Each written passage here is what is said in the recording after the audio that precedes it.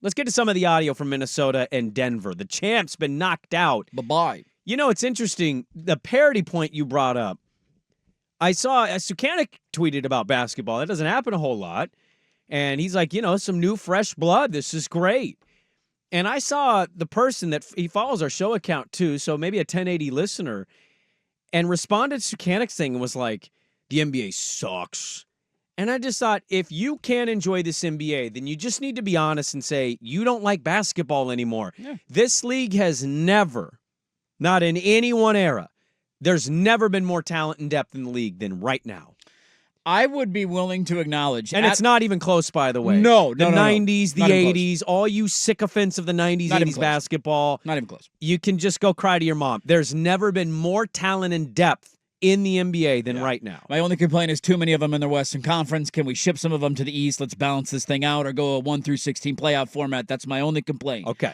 Adam Silver is a bit of a goober. He has gotten a lot of things wrong, and a lot of things have backfired.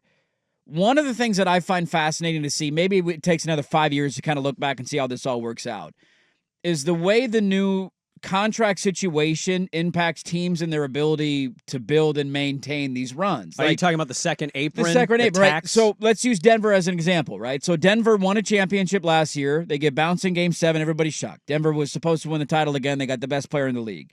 They're already a second apron team. I believe KCP is up for a new contract this summer. So they're already a second apron team without one of their key role players needing a new contract and going to get a pay raise. Mm-hmm. I believe they have one more year until Jamal Murray and Aaron Gordon are up, and you're obviously paying Jokic every penny that you possibly can. They already gave him the extension. He's the best player in the NBA. And so we'll see how this all works out. And again, some owners might be able to navigate through it because they're so rich. But I think this was the whole strategy behind it was, one, you want to keep stars in their home markets. You don't want them bouncing and always going to bigger cities. But two, you want this to even the playing field a little bit and to keep teams from just stockpiling guys who are all max players like maybe you could have 10 years ago. And I don't know how it's all going to play out 5 years from now, but the fact that you've gone now 6 straight years with not only not a repeat champion, but the team who won the title not even getting out of the second round of the playoffs, not even making it to a conference finals, really one of the only complaints that I had about the NBA over the last 10, 15 years was there's no parity. I know who's going to win at the start of the year. Part of this is Kevin Durant's fault. He ruined the NBA for 4 years when he was in Golden State.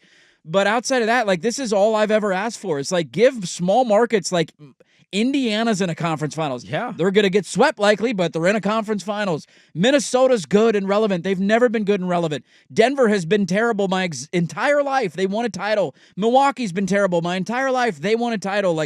Random cities winning and everybody having a chance without being able to stockpile super teams is what I've asked for, and we got it right now in the NBA. Well, Denver gets knocked out. Mike Malone, who's always been a little bit of a red ass. He loved to celebrate and throw it in everybody's face last year with his fitted hat in the parade. He was asked a question in the postgame, and he had quite the response to losing by 20 or blowing a 20-point lead at home.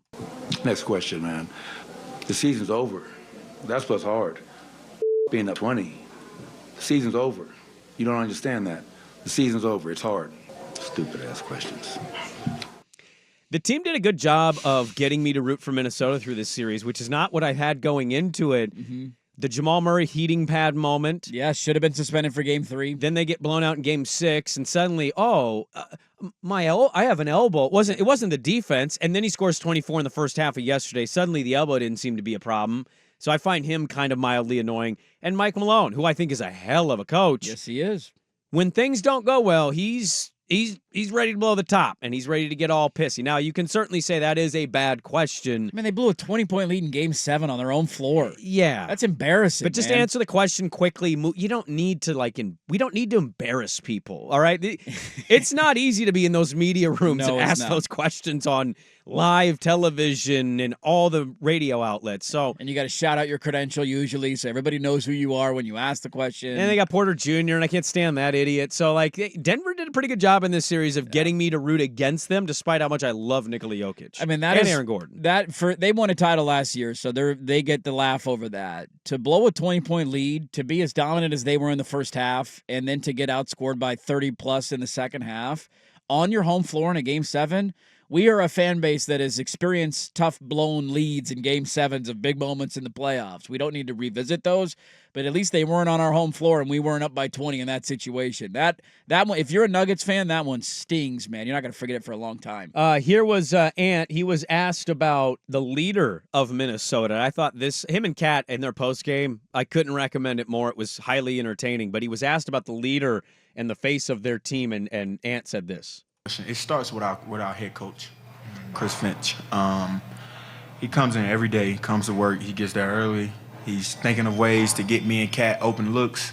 He's thinking of ways to get Mike and Rudy open looks. He's thinking of ways to get Jaden involved. He's trying to keep Nas in it to get him involved. He's just a great coach, and he don't sugarcoat anything with anybody. Like, if Kat up, he gonna get on Kat. If I'm up, he gonna get on me. If Rudy up, he gonna get on anybody that's messing up throughout the game. And I think that's what makes him the best coach in the NBA to me, because no matter who it is, no matter how the player is on the pole, he's going to get on you from start to finish. And it starts with the head of the snake, and he's the head of our snake.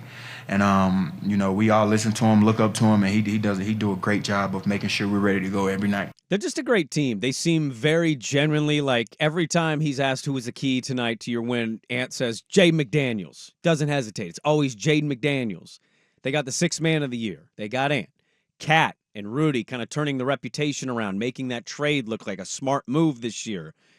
Alexander Walker coming onto the scene for them. Mike Conley, the veteran point guard, and their head coach who gets almost no love other than his star player shouting him out, Chris Finch, who suffered an awful injury at the end of their last series. Yes, he did. And had a coach kind of sitting down from the bench while his lead assistant was the one, standing and representing the team. Watching him try and stand up and yell through the pain was one of the funnier moments of this entire series, because he had a couple of times where he tried to lean up along the scorer's table and shout. I think a lot of it starts, he's going to give the credit to Finch, I think a lot of it starts with Ant Edwards being him.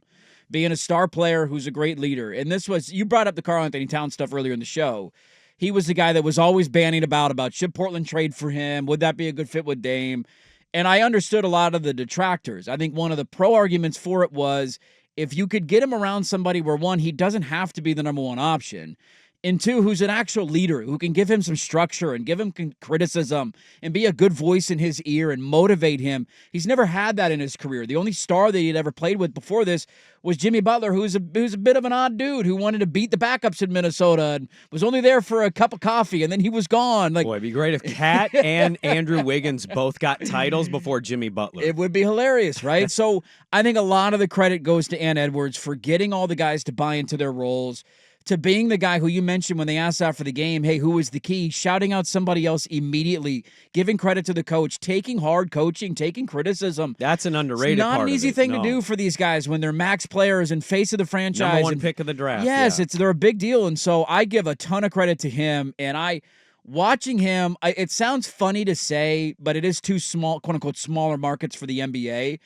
I think the league had to have been thrilled with this outcome yesterday because he is captivating. I do too, yes. He elicits an opinion. Some people don't like him. Some people love him. He's waving to the crowd as he's dribbling out the clock. That pissed Jokic off. Which, dude, just go ride your horses in Serbia. We'll see you later in the offseason.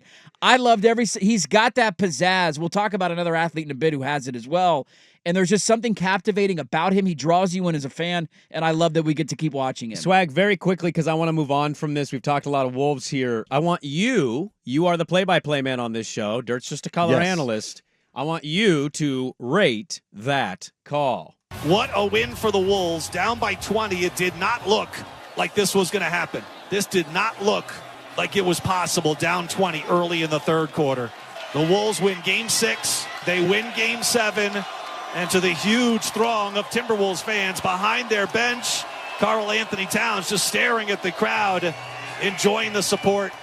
What a win for the Wolves on the road in Game 7. Unbelievable. Wolves K-Fan Radio. Now, no drama at the end of the game. Certainly. Solid, but solid. Solid Explained out, right? what was going on there. You got the sense of you got somebody that's been around the team for a number of years, witnessed it, saw it happen, knew the team was fully capable of it, but still a little astonished that they actually did it. Yeah.